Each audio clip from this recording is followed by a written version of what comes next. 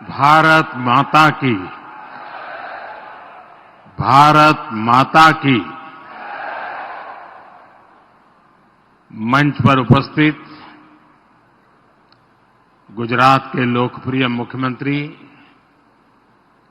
श्रीमान भूपेंद्र भाई पटेल, केंद्र में मंत्रिपरिषद के मेरे सहयोगी मनसुख मांडविया,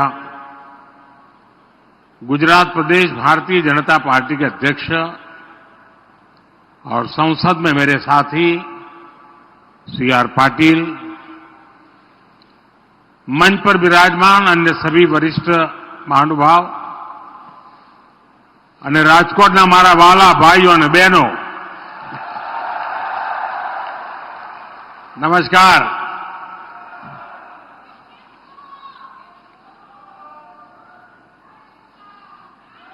आज के इस कार्यक्रम से देश के अनेक राज्यों से बहुत बड़ी संख्या में अन्य लोग भी जुड़े हैं। कई राज्यों के माननीय मुख्यमंत्री, माननीय गवर्नर श्री, विधायकगण, सांसदगण, केंद्र के मंत्रीगण, ये सब इस कार्यक्रम में वीडियो कॉन्फ्रेंस से हमारे साथ जुड़े हैं। मैं उन सभी का भी हृदय से बहुत बहुत अभिनंदन करता हूं। एक समय था जब देश के सारे प्रमुख कार्यक्रम दिल्ली में ही होकर रह जाते थे। मैंने भारत सरकार को दिल्ली से बाहर निकालकर देश के कोने कोने तक पहुंचा दिया और आज राजकोट पहुंच गए। आज का ये कार्यक्रम भी इसी बात का गवाह है। आज इस एक कार्यक्रम से देश के अनेकों शहरों में विकास कार्यों का, लोकार्पण का और शिलान्यास होना एक नई परंपरा को आगे बढ़ा रहा है। कुछ दिन पहले ही मैं जम्मू कश्मीर में था। वहां से मैंने IIT Bhilai, IIT Tirupati, triple IT DM Kurnool, IIM बोध गया, आईआईएम जम्मू, आईआईएम विशाखापट्टनम और आईआईएस कानपुर के कैंपस का एक साथ जम्मू से लोकार्पण किया था। और अब आज यहां राजकोट से AIIMS Rajkot, AIIMS Raebareli, AIIMS Mangalagiri, AIIMS Bathinda और एम्स कल्याणी का लोकार्पण हुआ है। 5 एम्स, विकसित होता भारत ऐसे ही तेज गति से काम कर रहा है, काम पूरे कर रहा है। साथियों, आज मैं राजकोट आया हूं तो बहुत कुछ पुराना भी याद आ रहा है।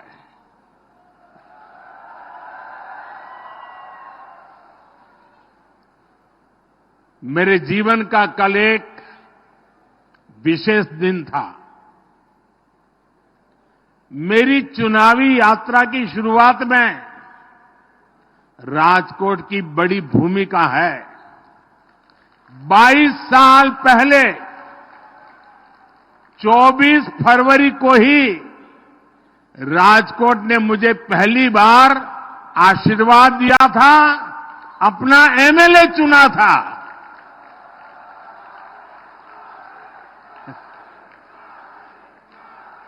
और आज 25 फरवरी के दिन मैंने पहली बार राजकोट के विधायक के तौर पर गांधीनगर विधानसभा में शपथ ली थी, जिंदगी में पहली बार।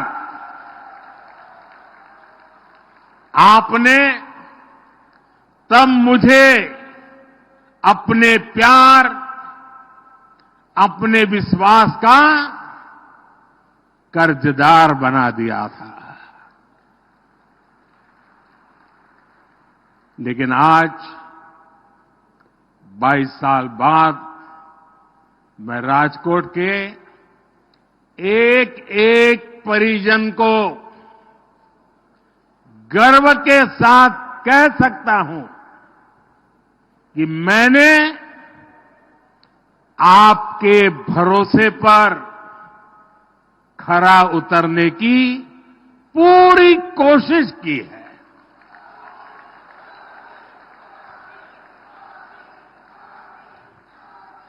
आज पूरा देश इतना प्यार दे रहा है, इतने आशीर्वाद दे रहा है, तो इसके यश का हकदार ये राजकोट भी है।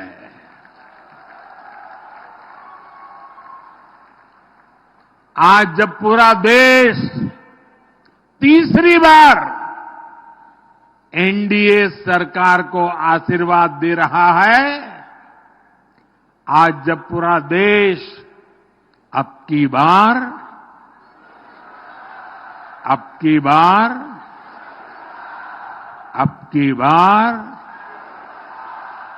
की बार 400 पार का विश्वास, 400 पार का विश्वास कर रहा है, तब मैं पुनः राजकोट के एक एक परिजन को सिर झुकाकर नमन करता हूं।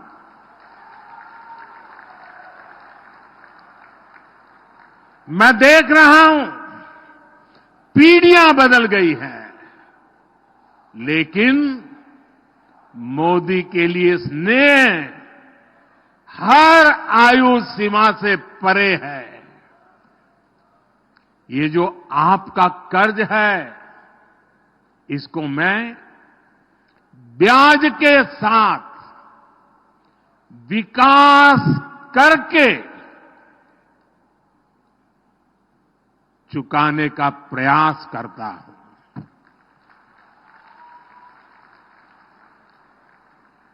साथियों, मैं आप सबकी भी क्षमा चाहता हूं और सभी अलग अलग राज्यों में माननीय मुख्यमंत्री और वहां के जो नागरिक बैठे हैं, मैं उन सब की क्षमा मांगता हूं, क्योंकि मुझे आने में थोड़ा विलंब हो गया, आपको इंतजार करना पड़ा। लेकिन इसके पीछे कारण ये था कि आज मैं सुबह द्वारिका में भगवान द्वारिकाधीश के दर्शन करके, उन्हें प्रणाम करके राजकोट आया हूं। द्वारका को बेट द्वारका से जोड़ने वाले सुदर्शन सेतु का लोकार्पण भी मैंने किया है। द्वारका की इस सेवा के साथ साथ ही आज मुझे एक अद्भुत आध्यात्मिक साधना का लाभ भी मिला है। प्राचीन द्वारका, जिसके बारे में कहते हैं कि उसे खुद भगवान श्री कृष्ण ने बसाया था, आज वो समंदर में डूब गई है। आज मेरा सौभाग्य था कि मैं समुद्र के भीतर जाकर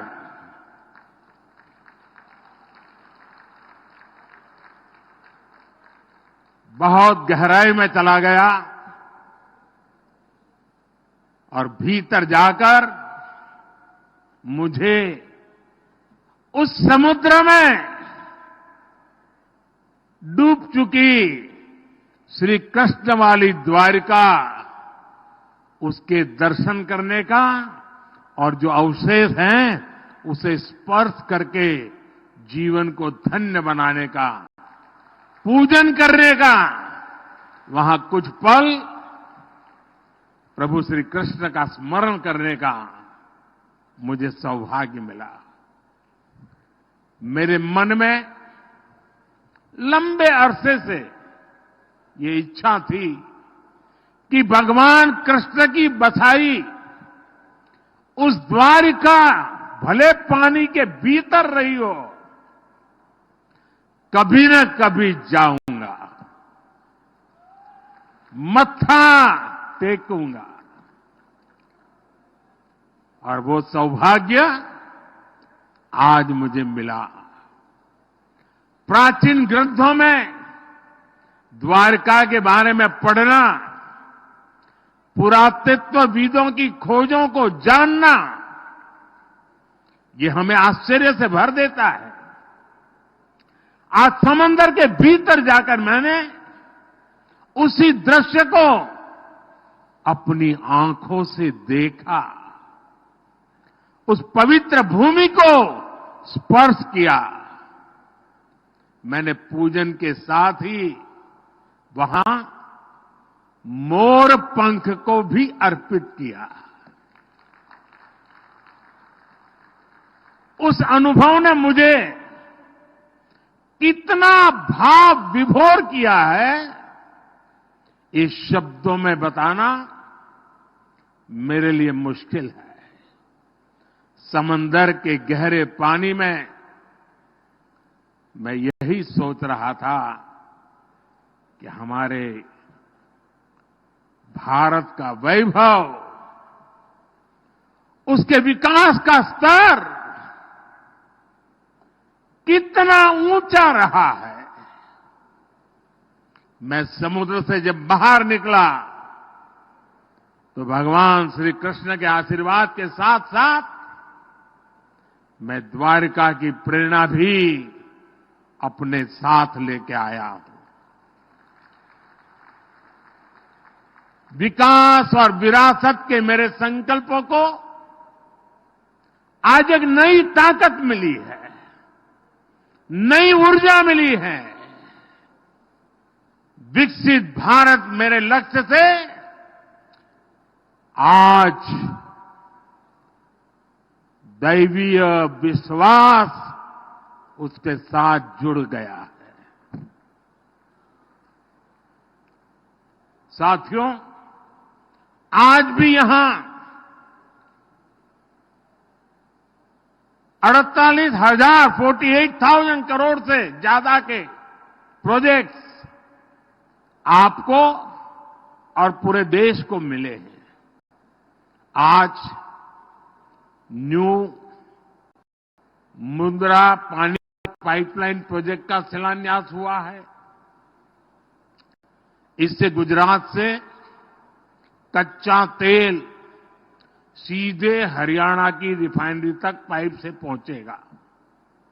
आज राजकोट सहित पूरे सौराष्ट्र को रोड,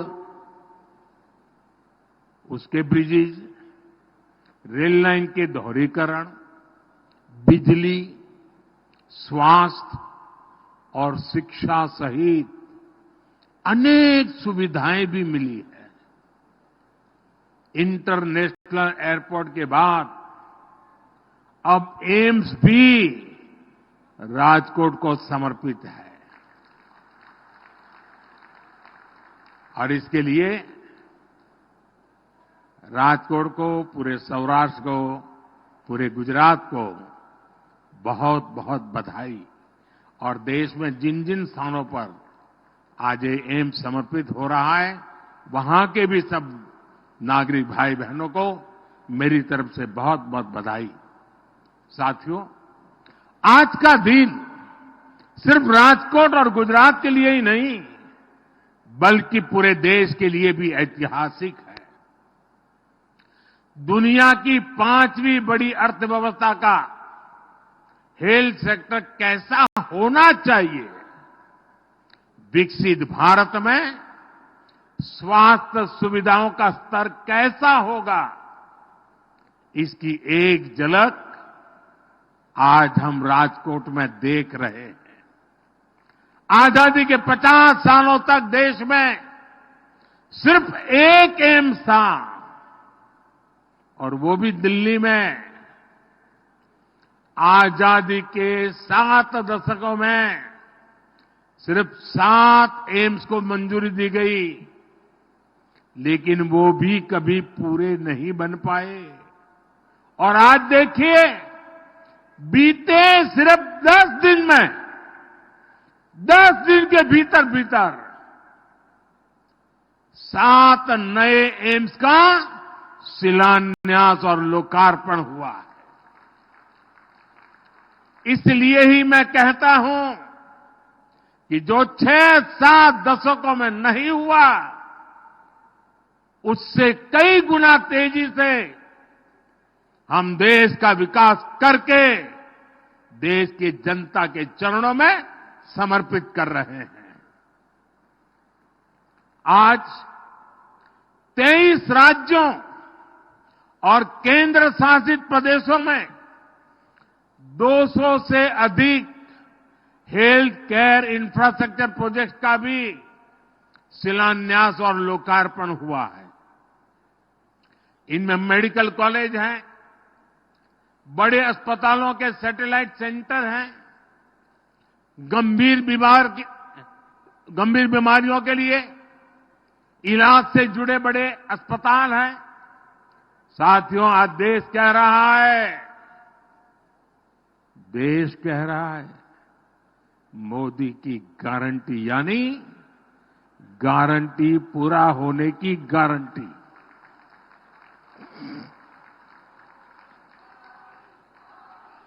मोदी की गारंटी पर यह अटूट भरोसा क्यों है, इसका जवाब भी एम्स में मिलेगा। मैंने राजकोट को गुजरात के पहले एम्स की गारंटी दी थी। 3 साल पहले शिलान्यास किया और आज लोकार्पण किया। आपके सेवक ने गारंटी पूरी की। मैंने पंजाब को अपने एम्स की गारंटी दी थी। बठिंडा एम्स का शिलान्यास भी मैंने किया था और आज लोकार्पण भी मैं ही कर रहा हूं। आपके सेवक ने गारंटी पूरी की। मैंने यूपी के रायबरेली को एम्स की गारंटी दी थी।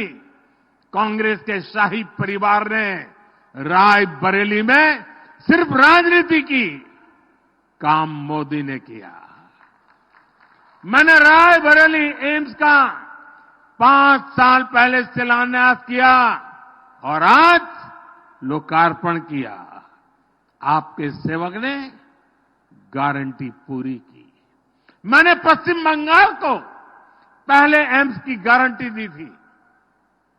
आज कल्याणी एम्स का लोकार्पण भी हुआ। आपके सेवक ने गारंटी पूरी कर दी। मैंने आंध्र प्रदेश को पहले एम्स की गारंटी दी थी। आज मंगलगिरी एम्स का लोकार्पण हुआ। आपके सेवक ने वो गारंटी भी पूरी कर दी। मैंने हरियाणा के रेवाड़ी को एम्स की गारंटी दी थी। कुछ दिन पहले ही 16 फरवरी को उसकी आधारशिला रखी गई है। यानी आपके सेवक ने ये गारंटी भी पूरी की। बीते 10 वर्षों में हमारी सरकार ने 10 नए एम्स देश के अलग अलग राज्यों में स्वीकृत किए हैं। कभी राज्यों के लोग केंद्र सरकार से एम्स की मांग करते करते थक जाते थे। आज एक के बाद एक देश में एम्स जैसे आधुनिक अस्पताल और मेडिकल कॉलेज खुल रहे हैं। तभी तो देश कहता है, तभी तो देश कहता है, जब जहां दूसरों से उम्मीद खत्म हो जाती है, मोदी की गारंटी वहीं से शुरू हो जाती है।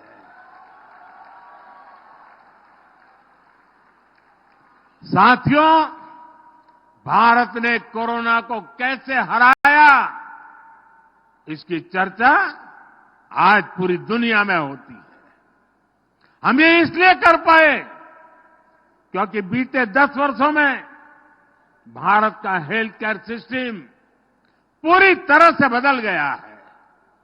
बीते दशक में एम्स, मेडिकल कॉलेज और क्रिटिकल केयर इंफ्रास्ट्रक्चर के नेटवर्क का अभूतपूर्व विस्तार हुआ है।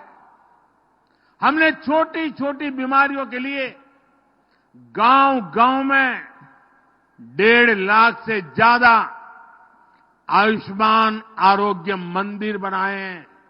1.5 लाख से ज्यादा। 10 साल पहले देश में करीब करीब 380-390 मेडिकल कॉलेज थे। आज 706 मेडिकल कॉलेज है। 10 साल पहले एमबीबीएस की सीटें लगभग 50,000 थी। आज 1 लाख से अधिक है। 10 साल पहले मेडिकल की पोस्ट ग्रेजुएट सीटें करीब 30,000 थी। आज 70,000 से अधिक है। आने वाले कुछ वर्षों में भारत में जितने युवा डॉक्टर बनने जा रहे हैं, उतने आजादी के बाद 70 साल में भी नहीं बने।